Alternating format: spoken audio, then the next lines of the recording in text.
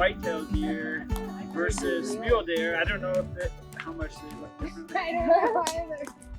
I think that's genetic testing you gotta do with that. I actually think it's like bears.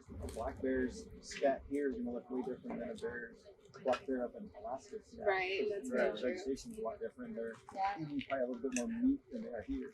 But I mean, if we're talking about two different species of deer within the arsenal that have all the same types of...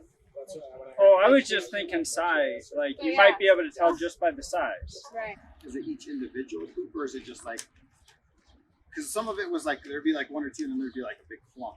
So we decided that at that point that we would just put it all together as one. Even though it may mean that multiple deer were there that did it, but we just counted it as one.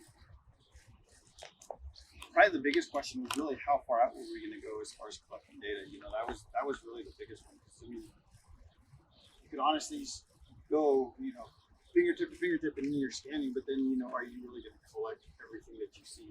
Especially with actual deer scat. I mean, it's small, but it blends in really well. So the prunes were actually helpful because they stand out a little bit more. Ensure that your data is quality behind it. And it's not just like, oh, you guys did great, you collected data. Well, you don't know what you collected because everyone had a different idea of what was going on.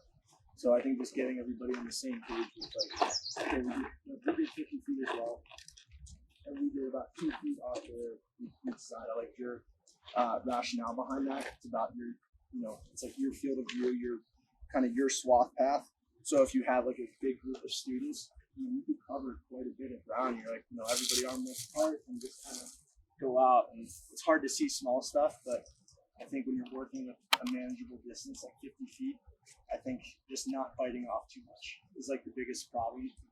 You know, so that the kids aren't like, I don't know how are we ever going to do this. Like, that's a manageable distance. You have like, it's your pathway. So I think that was a big one. Just making sure that the kids are all on the same page and it's manageable to them. Like the question Lexi asked us, well, how many would you do? And then that always comes back to, what's your question? Yeah. Exactly. So, We were talking about like extrapolating, like, okay, do we need a cluster as one, or should we count 12, and then would we have to know like 12 equals one deer, like if you're trying to figure out the population?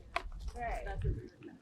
So that's where background research also comes into play. But like they started counting every single individual piece of pellets, and I was like, are you looking at how much Like biomass they're eating, or are you just looking at population? And he said if one deer makes 7 piles, then that's how many piles you'll be looking for.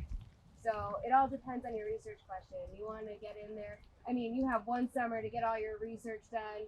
For kids, you only have a couple of weeks to do research with the kids before their science fair is up. So how much time do you want to spend collecting other data when you should be collecting the data that's reasonable for your question? How approximate, really exact. Right.